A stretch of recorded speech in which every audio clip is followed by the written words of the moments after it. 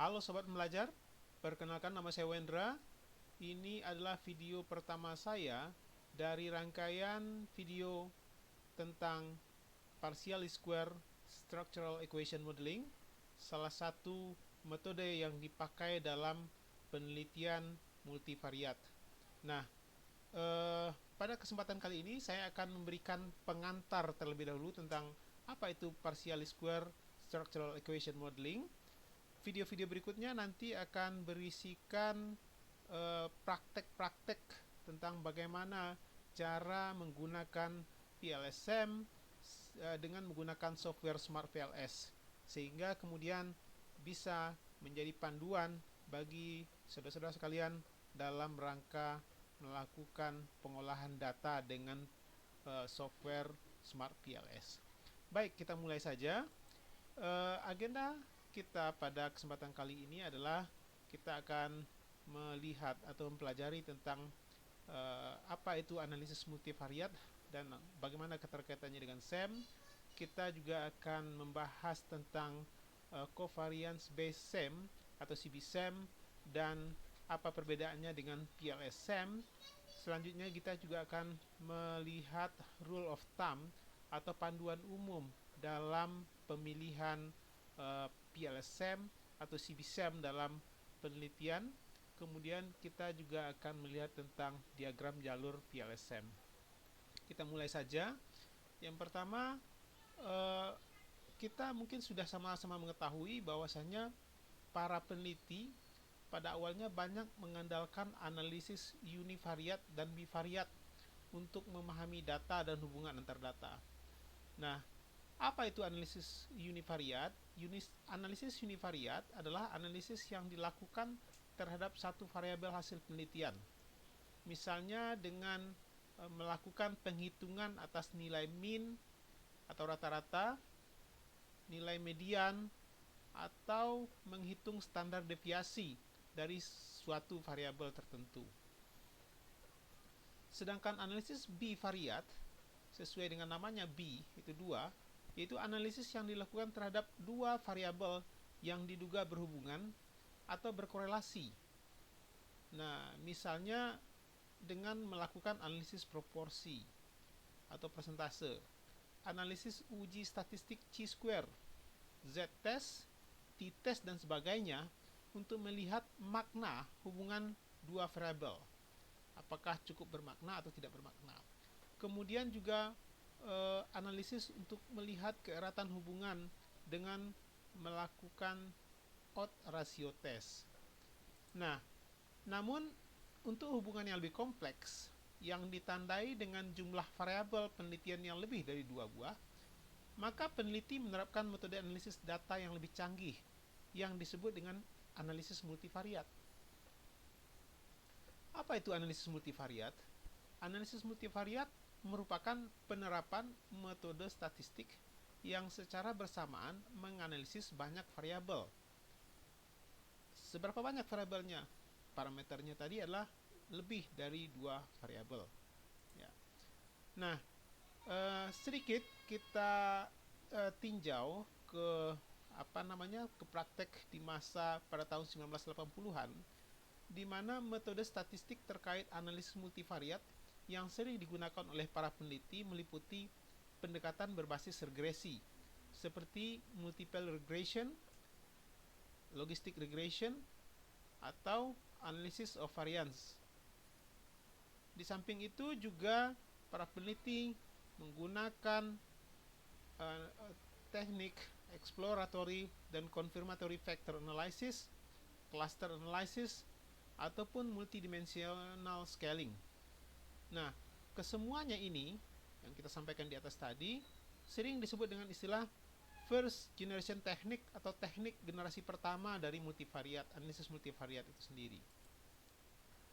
Namun, seiring dengan perkembangan zaman, maka pada tahun 1990-an semakin banyak peneliti yang beralih kepada second generation technique atau teknik generasi kedua yang disebut pemodelan persamaan struktural atau biasa kita singkat dengan istilah SEM. SEM memungkinkan peneliti untuk memasukkan variabel yang tidak dapat diamati yang diukur secara tidak langsung oleh variabel indikator. Ya. Nah, ada dua tipe SEM. Yang pertama yang dikenal dengan istilah covariance based SEM atau CB-SEM, atau kadang-kadang orang secara simpel menyebutnya dengan istilah SEM saja.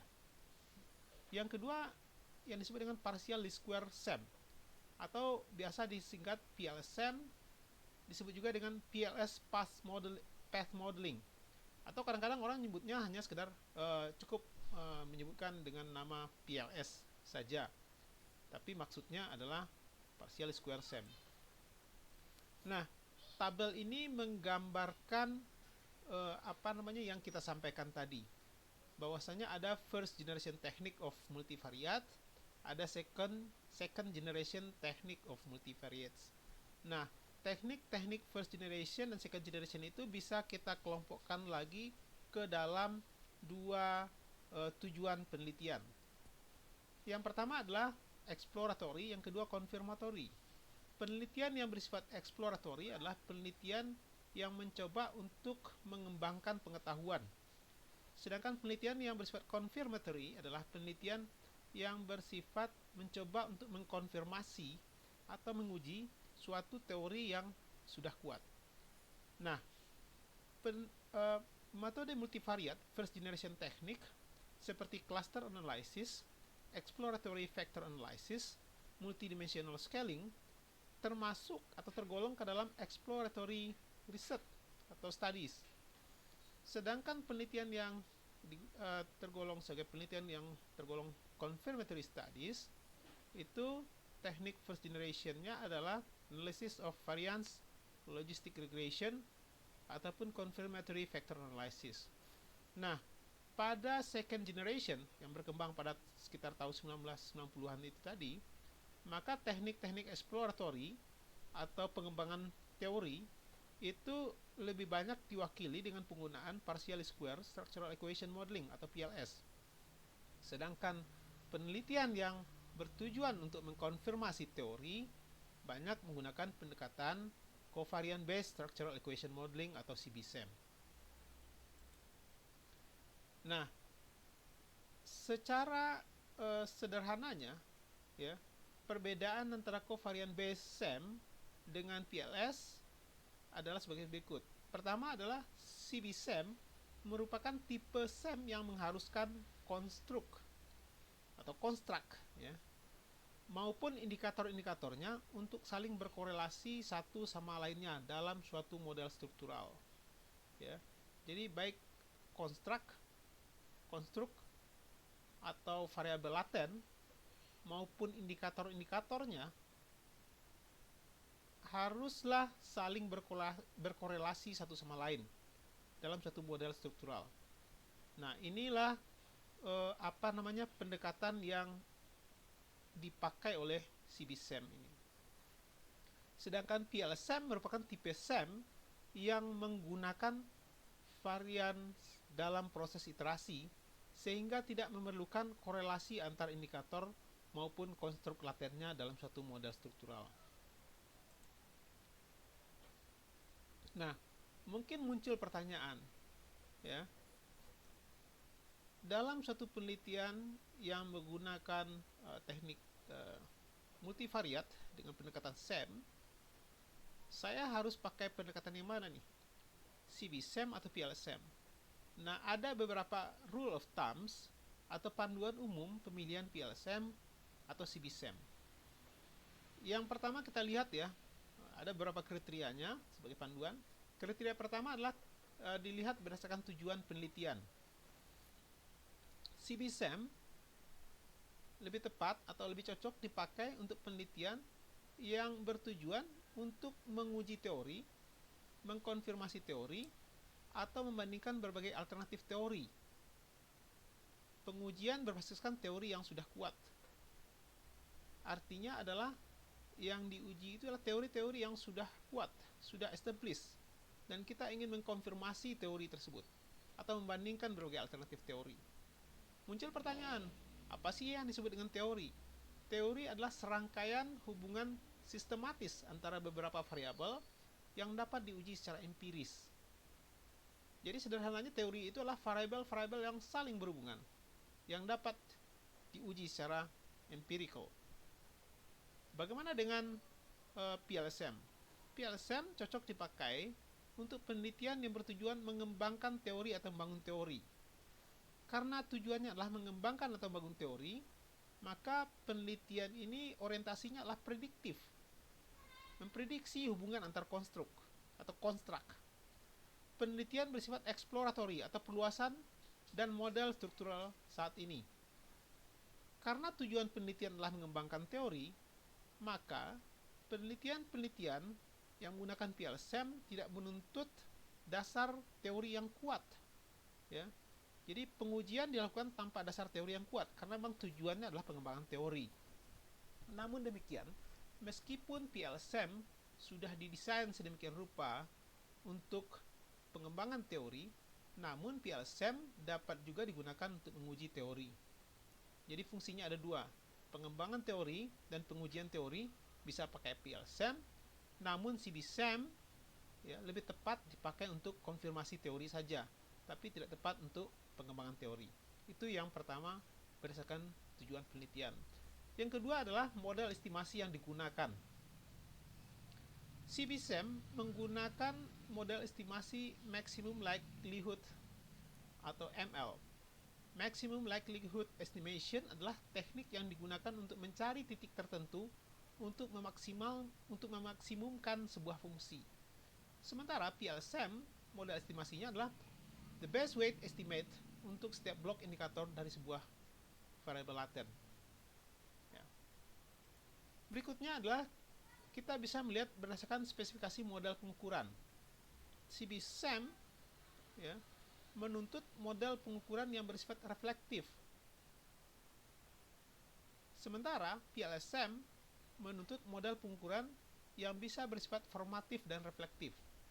Apa perbedaan reflektif dan formatif nanti akan kita bahas lebih lanjut. Nah, kembali ke CBSM, meskipun CBSM menuntut model pengukuran yang bersifat reflektif, sebetulnya model pengukuran formatif masih bisa digunakan pada SEM, namun memerlukan penghitungan yang kompleks dan membatasi pengaturan spesifikasinya. Sehingga memang kemudian pilihannya adalah jika Anda ingin melakukan analisis dengan menggunakan SEM, tapi di model yang penelitian saudara tersebut ada model pengukuran yang bersifat formatif, maka akan lebih tepat menggunakan PLSM. Berikutnya adalah berdasarkan kompleksitas model. Pada CBSM, model dapat berbentuk rekursif dan non-rekursif. Apa itu non-rekursif? Non-rekursif itu adalah model yang mempunyai arah timbal balik dengan tingkat kompleksitas kecil sampai menengah. Istilah rekursif artinya adalah bahwasanya model yang kita bangun dalam sebuah penelitian itu hanya mempunyai satu arah saja, rekursif, hanya satu arah saja. Sehingga kemudian dalam model itu tidak ada panah yang timbal balik, tapi arah panah itu hanyalah ke satu arah saja. Itu yang disebut dengan rekursif. Nah, pada CBSM dapat menangani model yang bersifat rekursif dan non-rekursif, ya, kedua-duanya. Sementara pada PLSM hanya mengelola atau mampu mengolah model yang berbentuk rekursif saja, satu arah saja, ya, hanya mempunyai satu arah kausalitas saja, dengan tingkat kompleksitas tinggi. Definisi kompleksitas tinggi itu adalah memiliki banyak konstruk dan banyak indikator. Jadi kalau konstruk kita banyak atau variabel laten kita banyak dengan indikator yang juga banyak, pakailah SEM. Tapi jika konstruk dan indikator kita tidak terlalu kompleks, ya, maka cukup menggunakan CBSM. Berikutnya bisa juga kita lihat dari karakteristik data dan algoritma. CBSM itu cocok dipakai untuk sampel besar. Ya, apa itu sampel besar? Ya, jadi karena CBSM menggunakan teknik atau metode estimasi maximum likelihood, maka yang harus kita ketahui bahwasanya metode estimasi maximum likelihood itu itu direkomendasikan untuk ukuran sampel 100 sampai 200. Di bawah 100 itu tidak apa namanya, model atau CBSEM tidak bekerja secara optimal. Sampai 300 masih oke, tapi penelitian menunjukkan kalau sampel 400 sampai 500 justru ada masalah dengan CBSEM. Nah, bagaimana dengan PLSM? PLSM tidak ada masalah identifikasi dengan sampel kecil. Ya, jadi artinya adalah kalau sampel kurang dari 100 itu pakai PLSM apa namanya, tidak masalah. Dengan kata lain, PLSM bisa mengolah data dengan ukuran sampel 1 sampai 100. Namun demikian, tingkat keakurasian PLSM akan makin tinggi jika sampel besar.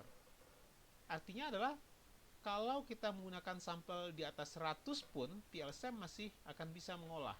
Nah, ini sekaligus untuk memperbaiki kesalahan berpikir dari mahasiswa program S3 ataupun para peneliti yang sering mengatakan bahwasanya kalau sampel besar, ya 200 ke atas, pakailah CBSEM. Sampel kecil 200 ke bawah, pakailah PLSM. Sebetulnya tidak begitu juga, karena sebetulnya PLSM bisa dipakai untuk sampel kecil dan sampel besar. Itulah kekuatan PLSM. Sementara CBSEM memang dibatasi jumlah sampelnya paling tidak 100 ke atas. Ya. Nah, kemudian CBSEM juga mengharuskan data yang terdistribusi dengan normal. Ya, sehingga kita perlu ngecek apakah data kita itu sudah terdistribusi dengan normal atau tidak. Kalau misalnya data tidak terdistribusi dengan normal, maka lebih baik pakai PLSM, karena PLSM tidak menuntut keharusan normalitas data. Ya. Namun demikian, pada data normal, hasil CBSEM dan PLSM sangat mirip. CBSEM memberikan penghitungan model yang lebih akurat. Jadi dalam kondisi data normal pakai CBSEM. Dalam kondisi data normal, ya, atau tidak normal, bisa pakai PLSM.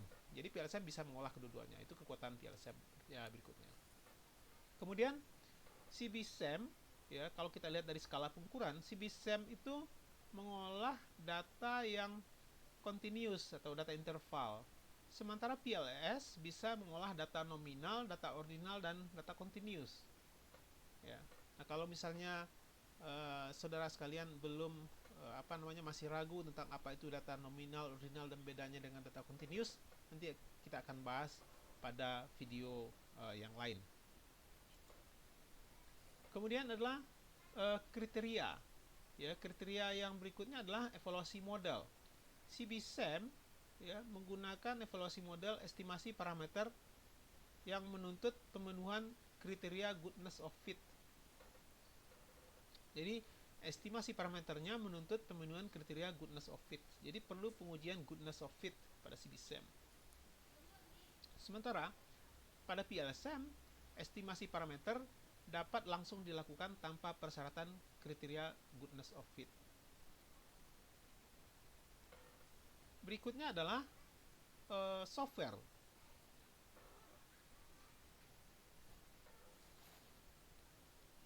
Pada CBSEM, software yang sering digunakan berupa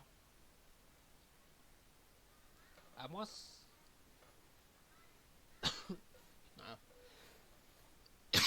Amos, Israel, EQS, M+, dan lain sebagainya. Sedangkan pada PLSEM bisa menggunakan software seperti Smart PLS, XLStat PLS, RAP PLS, VPLS, PLS Graph, Edenco, dan lain sebagainya. Nah, selanjutnya kita akan membahas tentang diagram jalur PLSM. Apa itu diagram jalur? Diagram jalur adalah diagram yang digunakan untuk menampilkan secara visual hipotesis dan hubungan variabel yang diperiksa ketika SEM diterapkan. Ya. Ini adalah contoh diagram jalur. Ya. Diagram jalur ini, ya, terbagi atas dua. Pertama yang disebut dengan structural model atau inner model. Structural model atau inner model adalah ini, ya, yang di dalam lingkungan titik-titik ini, ya.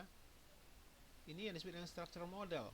Jadi structural model itu meliputi construct atau variabel laten Y1, Y2, Y3, Y4 dan panah yang menghubungkannya. Jadi keterhubungan antara variabel laten atau construct itu adalah yang disebut dengan model struktural atau inner model.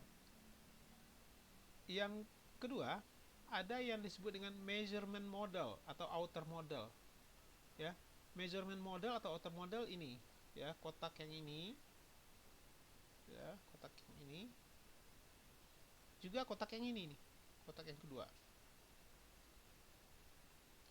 Jadi di dalam measurement model atau outer model, yang tergambar itu adalah hubungan antara indikator, jadi X1 sampai X6 ini adalah indikator, dengan variabel latennya yang dihubungkan dengan tanda panah, ya.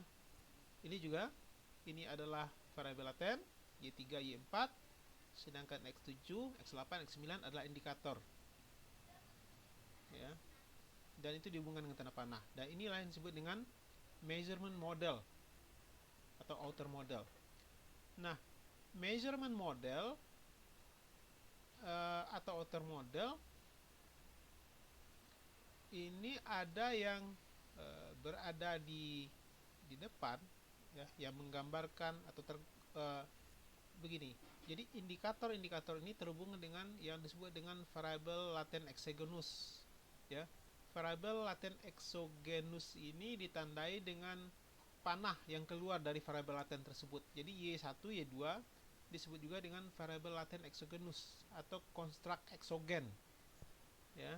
Sementara Y3 dan Y4 itu memiliki panah yang menuju kepada mereka, ya, ataupun Y3 panah keluar dari Y3 tapi menuju ke Y4, dan baik Y3 maupun Y4 ini disebut dengan istilah endogenous latent variables atau construct endogen, ya. Jadi ini construct exogen, ini construct endogen.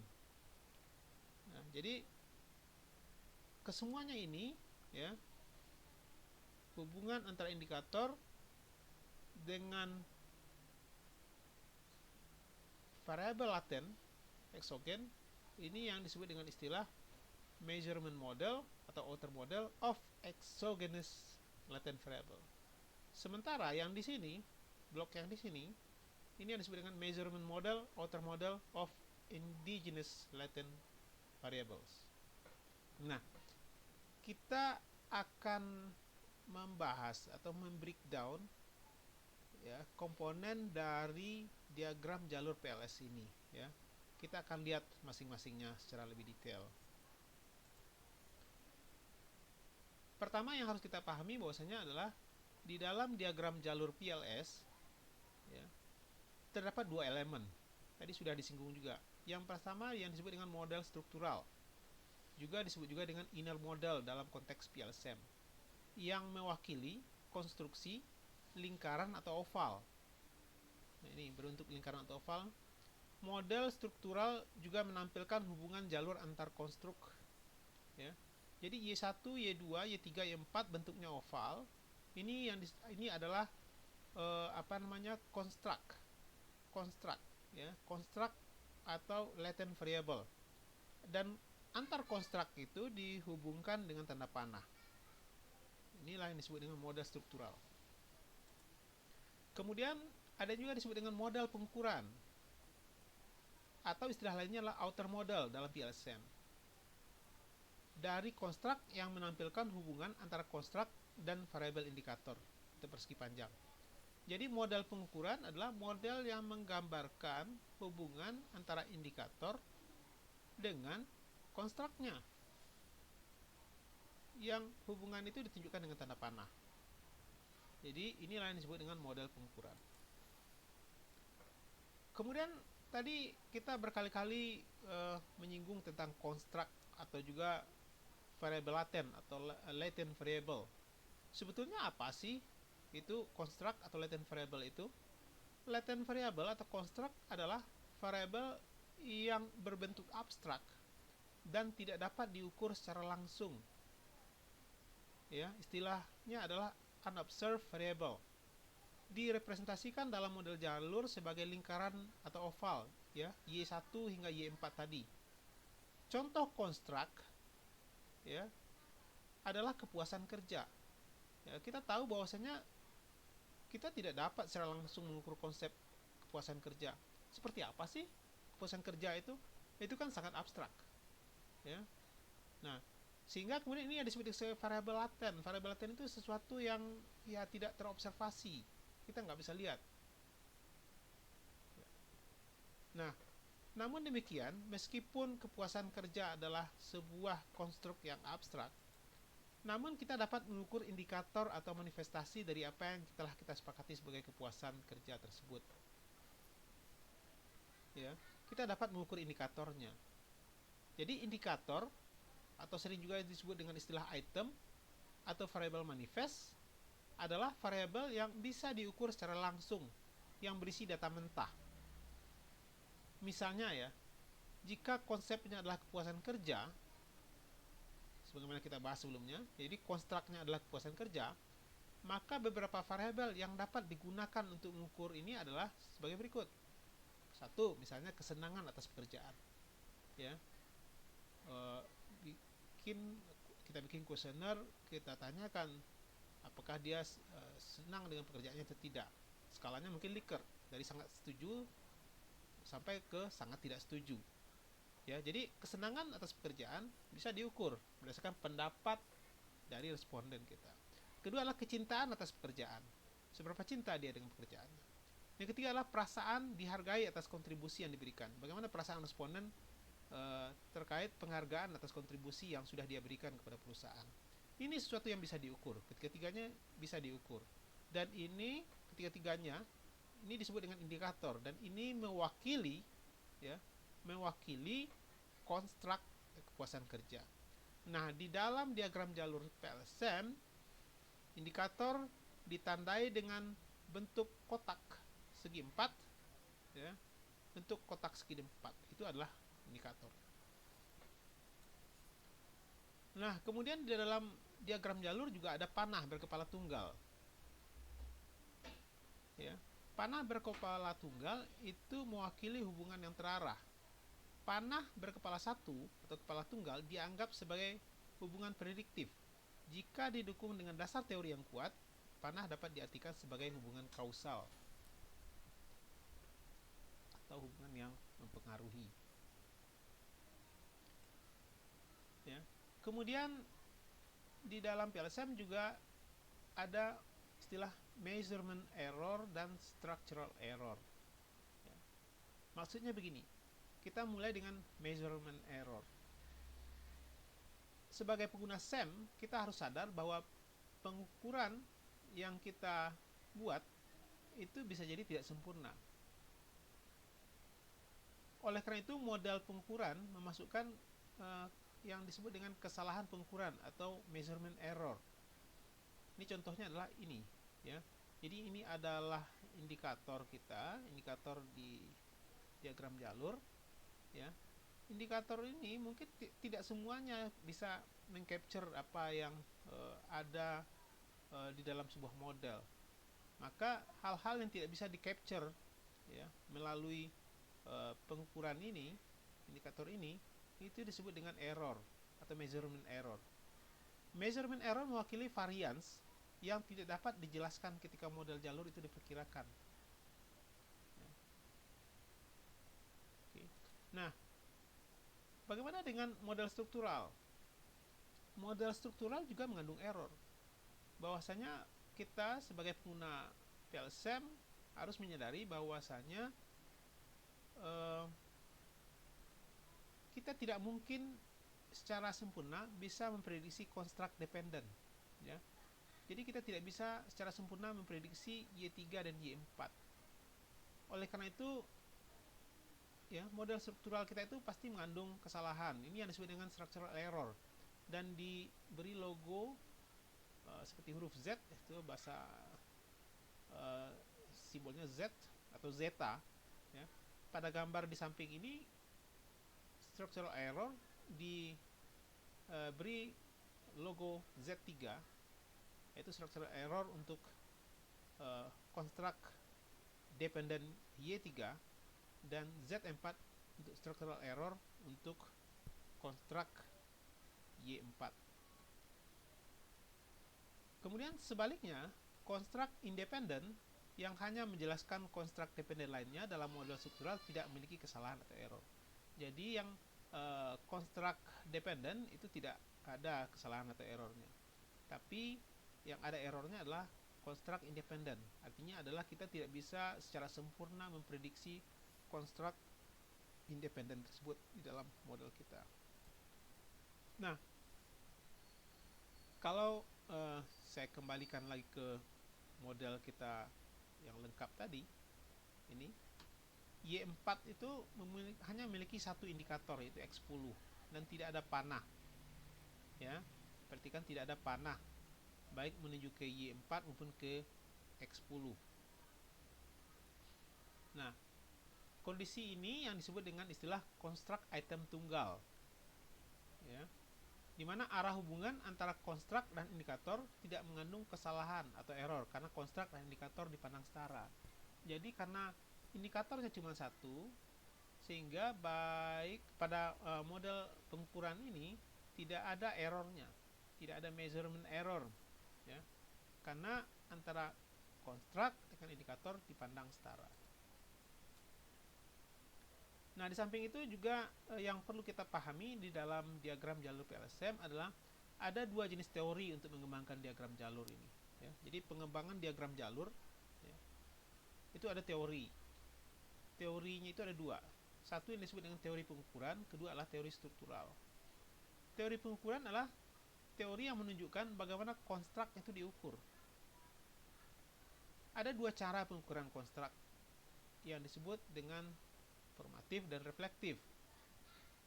Kita akan bahas pada slide berikutnya. Sementara teori struktural, teori ini menunjukkan bagaimana variabel laten saling terkait satu sama lainnya. Ya. Nah, kita mulai dengan pengukuran formatif. Ya. Pengukuran formatif adalah pengukuran di mana indikator membentuk atau menyebabkan adanya penciptaan atau perubahan di dalam sebuah konstruk, itu menurut CHIN 98. Semua indikator tidak harus memiliki varians yang sama, sehingga perubahan pada indikator tidak akan menyebabkan perubahan pada indikator lainnya. Jadi antara indikator itu tidak mesti berkorelasi, ya, sehingga perubahan atau pergerakan dari satu indikator tidak akan menyebabkan perubahan pada indikator lainnya. Mengeliminasi satu indikator tidak akan mengubah peranan indikator lainnya. Jadi misalnya katakanlah X3 kita buang, tidak akan mengubah peranan X1 dan X2. Namun demikian, mengeliminasi satu indikator bisa mengubah konsepsi dari satu konstruk, ya. Karena pengukurannya itu formatif, artinya adalah indikator memformat atau membentuk konstruknya. Maka kalau salah satu ini dihilangkan, maka bisa jadi konsep dari si konstruk ini jadi berubah juga, ya, karena di variabel pembentuknya dihilangkan. Tapi dengan menghilangkan salah satu variabel pembentuk itu tidak akan variabel pembentuk atau indikator tidak akan mempengaruhi indikator yang lainnya.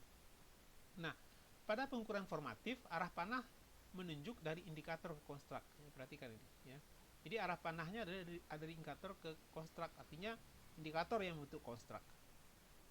Nah, contoh realnya seperti apa pengukuran formatif ini dalam penelitian? Misalnya begini nih, ini CHIN memberikan contoh yang sangat bagus sekali. Dia mengatakan banyaknya anggur, ya, banyaknya bir, banyaknya anggur, dan minuman keras yang dikonsumsi sebagai indikator formatif dari konstruk mabuk. Ya. Jadi anggaplah ini banyaknya bir, banyaknya anggur, banyaknya minuman keras lainnya, itu yang dikonsumsi, itu akan menyebabkan atau mengkonstruksi yang namanya mabuk. Contoh lain adalah pendidikan, pendapatan, dan prestise pekerjaan merupakan indikator formatif dari konstruk status ekonomi dan sosial. Jadi status ekonomi dan sosial itu ya dibentuk oleh pendidikan, pendapatan, dan prestise. Jika salah satu hilang, pendidikan dihilangkan misalnya, maka ini ya konstruknya bisa jadi bukan status ekonomi dan sosial lagi, misalnya begitu. Nah, kita lanjut ke berikutnya, itu pengukuran reflektif. Pengukuran reflektif, ya pada pengukuran reflektif, indikator merupakan efek dari konstruk. Jadi indikatornya lah yang merupakan efek dari konstruk. Indikator terkait dengan konstruk yang sama, terkait dengan konstruk yang sama harus memiliki varians yang sama atau berkovarians. Sehingga perubahan satu indikator akan menyebabkan perubahan pada indikator lainnya. Mengeliminasi satu indikator tidak akan mengubah konsepsi dari konstruk. Arah panah adalah dari konstruk indikator. Nah, jadi ini adalah contoh pengukuran reflektif. Pada pengukuran reflektif, arah panah itu keluar dari konstruknya menuju ke manifest atau indikatornya. Dan jika jika kita menghapus atau mengeliminasi satu indikator, anggaplah X3 kita hilangkan, itu tidak akan mengubah konsepsi dari konstruk. Konstruknya ini tidak akan berubah. Jadi berbeda dengan formatif tadi. Nah, contohnya adalah pertama nih, mabuk, ya, jika konstruknya adalah mabuk. Mabuk memiliki indikator reflektif kadar alkohol dalam darah, kemampuan mengemudi, MRI brain scan, dan kemampuan melakukan kalkulasi. Jadi mabuk itu akan mempengaruhi kadar alkohol dalam darah, kemampuan mengemudi, MRI brain scan, dan kemampuan melakukan kalkulasi. Contoh kedua, mohon maaf ini salah ketik ya. Kepuasan kerja, ya, anggaplah Y3 kepuasan kerja yang dimanifestasikan dalam gaji, bonus, dan kejelasan karir. Ya. Jadi itu adalah contoh pengukuran yang bersifat reflektif. Nah, kita lanjut ya. Jadi tadi dikatakan bahwasanya ada teori pengukuran dan teori struktural. Sekarang kita lanjut ke teori struktural. Teori struktural merupakan bagaimana variabel laten saling terkait satu sama lain. Lokasi dan urutan konstruksi didasarkan pada teori atau pengalaman peneliti dan akumulasi pengetahuan. Jadi sering ada pertanyaan dari mahasiswa S3 atau peneliti. Bagaimana kita tahu bahwasanya Y1, Y2 ini memang ditempatkan sebagai variabel independen misalnya. Kenapa ini jadi independen Y3, Y4? Bolehkah ini di depan misalnya, dibalik? Nah, posisi atau lokasi urutan konstruksi dari konstruk itu harus didasarkan pada teori yang berlaku. Maka perlu kita melakukan yang namanya kajian teori dan melihat preposisi keterkaitan antar konstruk itu. Sehingga apa yang sudah kita sampaikan tadi kalau digabung itu maka membentuklah yang tadi sudah kita katakan diagram jalur dari PLSM. Ya. Jadi ada yang hubungannya ini adalah formatif, ini adalah reflektif. Ini model strukturalnya, ini model pengukurannya, ya, measurement modelnya. Ini error untuk model pengukuran. Sedangkan ini untuk zeta ini adalah error strukturalnya, untuk kesalahan. Sementara ada yang konstruk tunggal itu tidak ada error. Ya, inilah gambaran tentang diagram jalur PLSM. Dimana kalau misalnya Anda memilih menggunakan CBSEM, maka semestinya tidak ada pengukuran yang formatif seperti ini. Semuanya haruslah bersifat reflektif karena CBSEM tidak mengakomodir model formatif. Oke, barangkali itu saja yang kita bahas pada kesempatan kali ini. Ya. pada video-video berikutnya kita akan membahas tentang praktek penggunaan Cbsen. Jadi ikuti terus channel ini. Baik, terima kasih. Selamat belajar.